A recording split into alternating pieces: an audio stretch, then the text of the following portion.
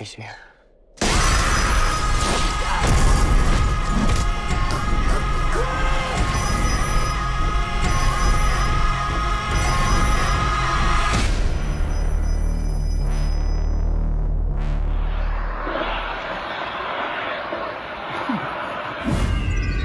I'm Patty Podesta, the production designer of Black Phone 2.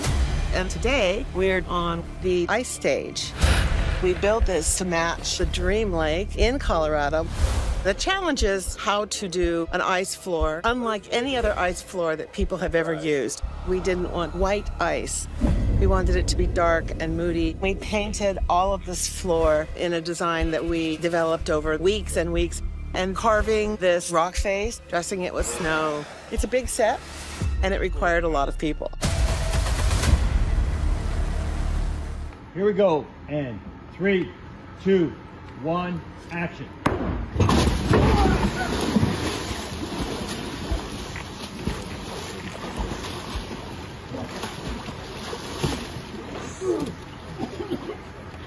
Ready? 3, 2, 1, go!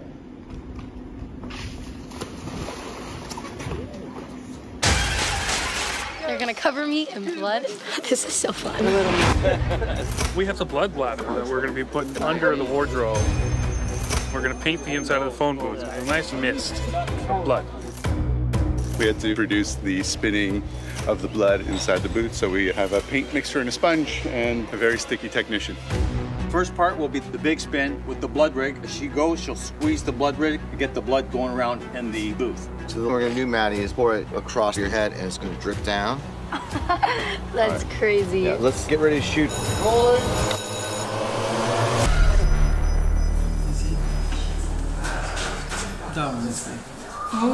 that's so cool when you do that. The grabber is played by the one and only Ethan Hawke.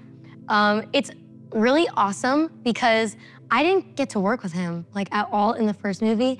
And in this movie, we have a lot of scenes together, and working with him is so awesome. When I first saw him like come onto set, I was kind of in awe because, you know, it's Ethan Hawke.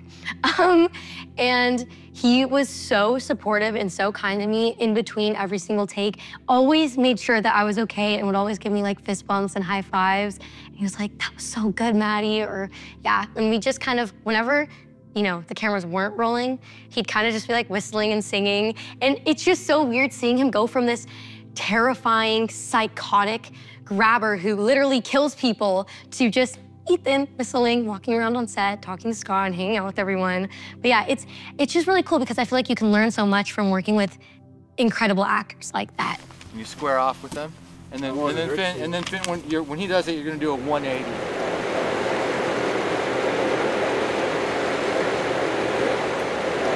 We found this place, Camp Candelore. And as soon as I went on to that, I was like, oh my gosh, I feel like I'm back in Denver, in the Rocky Mountains in the early 80s. But at the time, there was no snow on the ground. We were planning on making fake snow, and so we were stuck. I didn't know what was gonna happen. And then the one true movie god smiled upon us and dumped more snow in a shorter period of time than they've ever had up there on record. When you see the snow in the movie, that's real snow. We put, you know, of course, we built the phone booth where it is, but that frozen lake and that mountain range is real, that's behind it. People might think that's green screen. It's not, it's real. My name is Dexter Hinkson. I'm a grip on the movie Black Phone 2, and this is my story. I'm originally from the island of Trinidad and Tobago in the Caribbean. I left Trinidad when I was 5, and my parents immigrated to Barrie, Ontario, which was a bit of a cultural shock and a climate shock because I'd never seen snow before. I wanted to be a chartered accountant, but I discovered film and television as I got older. Initially, I really didn't know the world, but as I began to connect with different keys and grips, they were kind enough to mentor me. As a grip, every day is different.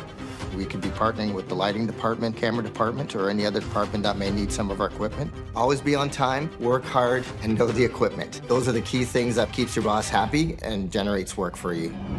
The very first key I worked under said if you're willing to do all the little things that make the scene work, carry a sandbag or set up a frame, he said you'll go far, and I've adopted that attitude.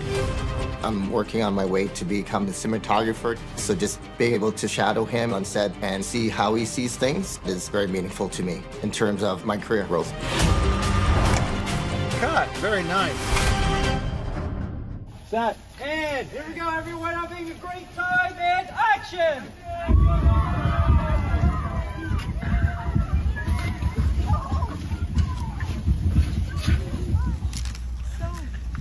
White everywhere. That's it.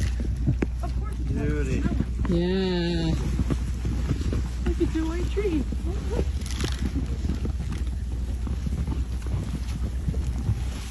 Oh, yeah. Wow.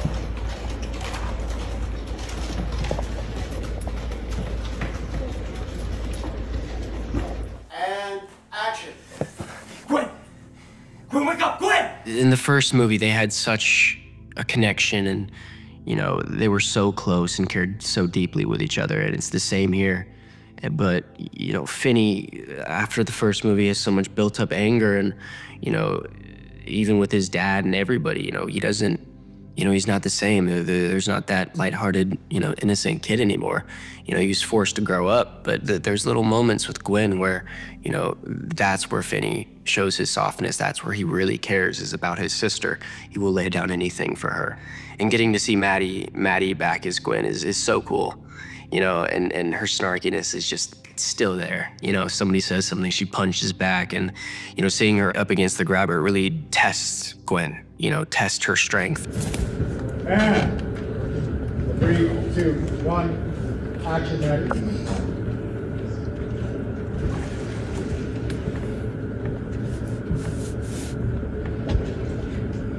And action, barrel.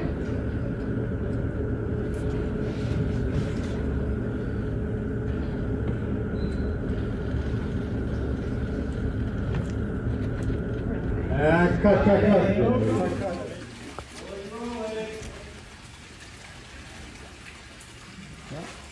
the feet in, we'll clear the bubbles, okay? Clear the bubbles, wait, hands overhead. A little less left, I think. Yeah, okay, right there. And okay, release the barrel. And now a little bit to the right of that. Yeah, go get it, Oh.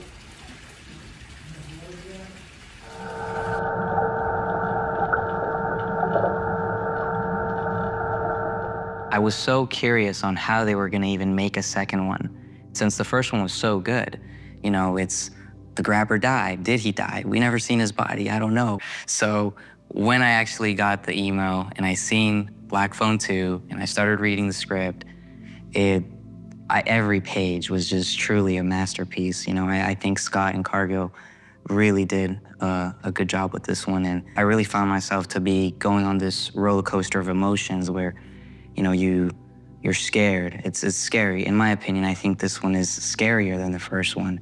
And, you know, you have your funny moments, you have your romantic moments, you have your, you know, then your really empathetic moments.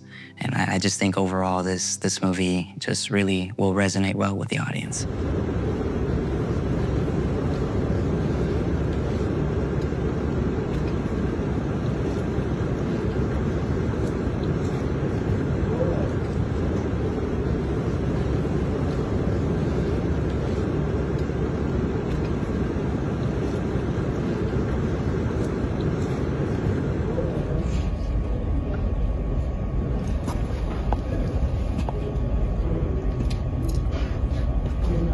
I think Scott elevates his own bar. It was already high on the first film. If you think about a second part of Black Phone 1, it's like, what would you do? You know, where are you gonna take it? And I think it's phenomenal what he did, you know, how he created this entirely new world around the same characters. How he elevated the stakes in such a great level, and of course, you know, bringing new characters too. Thanks to that, I'm here, and I think it's a big plus. You know, it's a great thing, and I'm so lucky to have played Mando in this second story. I said my name is is Gwen. Hello, can you hear me? I hope audiences experience all different ranges of emotion because all different emotions are in the movie. And I hope they really, really see all the different relationships and friendships that are in this film and all the love and heart that we all put into it and just that is made in the movie with all these characters. So yeah, and I hope they get scared because it is a horror movie.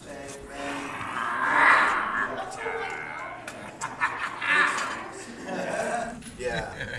That's pretty creepy. That looks It is awesome. really creepy. Throw the hand in. Ooh. Can you take it out safely? 3, 2, 1, action.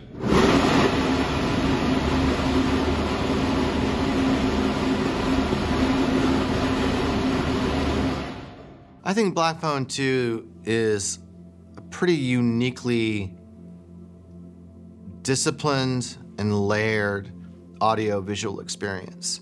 There's a lot of effort and detail in the look of the Super 8 film, what we did with the Super 8 film, how we integrated it with the digital photography of the movie, so that the visual experience of the movie is not gonna look like another movie that you've seen.